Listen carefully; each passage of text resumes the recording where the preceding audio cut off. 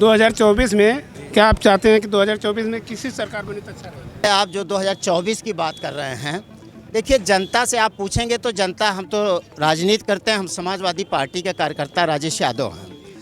हम तो ये कहेंगे, महंगाई है, भ्रष्टाचार है, अत्याचार है, अन्याय है। आज जो महंगाई है, जनता उससे बहुत बेहद त्रस्त है।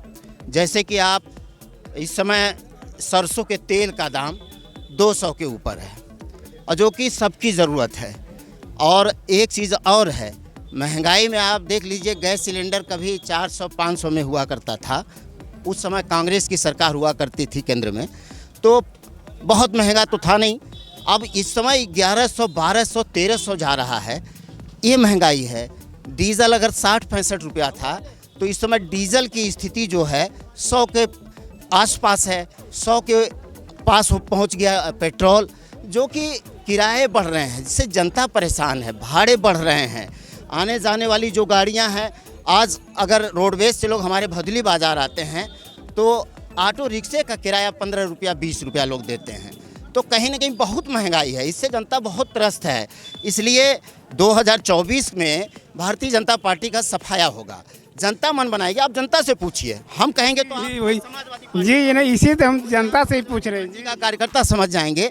लेकिन सत्य ये है कि हम लोग भी किसान के बेटे हैं, गरीब किसान के बेटे हैं। हम लोग खेती किसानी वाले हैं, तो हम लोग भाई बाप दादा तो भाई खेती करते रहे, गाय भैंस रखे। आज हालत क्या है, जो अनाज पैदा भी होता है तो उसको सांड और गाय, लीली गाय जो कि घड़रोज हैं, उससे बहुत परेशान हैं लोग, बहुत तंग हैं। क्योंकि रात भर कहीं न कहीं गाय सांड हाँक रहे हैं, उससे त्रस्त होकर के। और बिजली की हालत बहुत ख़राब है, बिजली कब आ रही कब जा रही है। विद्युत व्यवस्था की हालत ये है।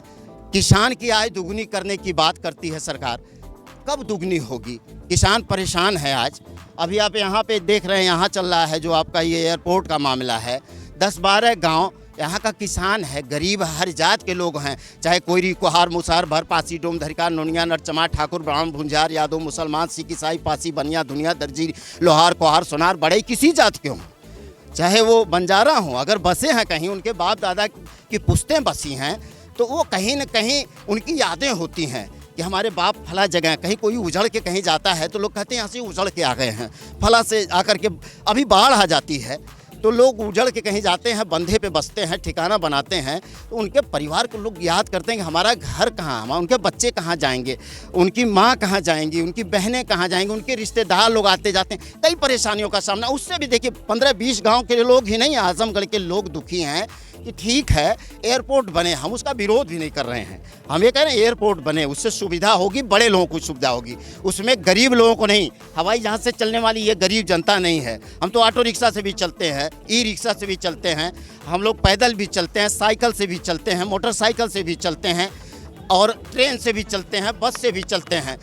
ऐसा नहीं है हम एयरपोर्ट से चलने वाले। हाँ, सुविधाएँ बड़े लोगों के लिए अगर बन रही है, किसी को इमरजेंसी बहुत है, वो व्यवस्था से अगर एयरपोर्ट पे जा रहे हैं तो वो उनकी व्यवस्था बने।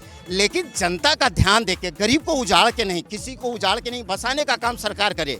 सरकार से निवेदन है कि सरकार इनको बसाने का काम करे, उजाड़ने का नहीं, किसी का घर बनाने का काम। सरकार आवास देने की बात करती है, उनको आवास ना दे करके, और नहीं तो उनके आवास जो मंडई हैं, झोपड़ी हैं, उनको उजाड़ दिया जाए, तो ये बहुत तकलीफ और दुखद है, ये बहुत कष्टदायक है। सर, जो अभी एक करंट मुद्दा उठा है, जो अतीक अहमद का जो करंट मुद्दा उठा है, उसे आजीवन कारावास हुई है, इस पर सरकार ने क्या फैसला, गलत किया? देखिए, सरकार हर जात, हर धर्म, हर मजहब, हर समाज में जो अपराधी हैं, जो अपराध करने वाले लोग किसी भी जाति में हैं, वो किसी भी तरह के लोग हैं, उनके ऊपर सरकार नकेल लगाए। लेकिन नकेल कहाँ लगा पा रही है? रोज छिनैती है, चोरी है, मोबाइल की चोरी हो रही है, मोटरसाइकिल की चोरी हो रही है, रोक कहाँ लग रही है? रोज अपहरण हो रहा है। तो सरकार को इस पे ध्यान देना चाहिए, और अपराधी किसी भी जाति का हो, अपराधी के साथ सरकार जो उनके साथ जो कार्रवाई करना है वो करे, जो न्याय संगत है। तो ये हुआ कार्रवाई सही हुई? ये जो कार्रवाई हो रही है तो सब पे हो, जितने लोग हैं सब पे हो, जो अपराध जगत में है सब पे कार्रवाई हो। इसके लिए हम थोड़ी ना कहेंगे कि कोई अपराध कर रहा है तो उसे आप छूट दे दीजिए। जो लाइन आर्डर है उसको बरकरार सरकार नहीं रख पा रही है, तो लाइन आर्डर को सरकार को बरकरार रखना पड़ेगा। हम ये सरकार से अनुरोध करेंगे कि आप लाइन आर्डर को बरकरार रखिए। रोज़ दिक्कतें हैं भाई, रोज़ अत्याचार अन्याय हो रहा है, कहीं मार हो रही, कहीं पीट हो रही है। वो तो अखिलेश जी ने जो आपको 100 नंबर दे दिया, आज 112 नंबर हो गई। वो भी कोई दिक्कत होती है तो तुरंत फ़ोन करिए तो पुलिस पहुंचती है। आपको 108 नंबर, अगर कहीं आपको कोई दिक्कत है, चोटिल हो गए, कोई परेशानी हो गई, महिला किसी भी जाति क्यों हो, अगर गर्भवती हमारी बहनें हैं या हमारी कोई भी हैं, तो अगर फ़ोन आ गया तो वो उठा करके पहुंचाते हैं हॉस्पिटल। तो ये अच्छी योजनाएं अखिलेश जी ने दिया आपको। यहाँ पीजीआई हॉस्पिटल, 100 बेड का आपका अतरौलिया में हॉस्पिटल, आपका कलेक्ट्री भवन, आपका यहीं पे कृषि विश्वविद्यालय आपके कोटवा में बनाने का काम किए। जितने चौराहा तिराहा थे, अगर कई साल से लोग दुबई सऊदी होंगे आएंगे तो आजमगढ़ को पहचान नहीं पाते हैं, वो काम अखिलेश जी ने किया। चौराहों का सुंदरीकरण करना। सरकार कोई भी हो काम करे, विकास करे, हम ये चाहेंगे कि विकास होना चाहिए।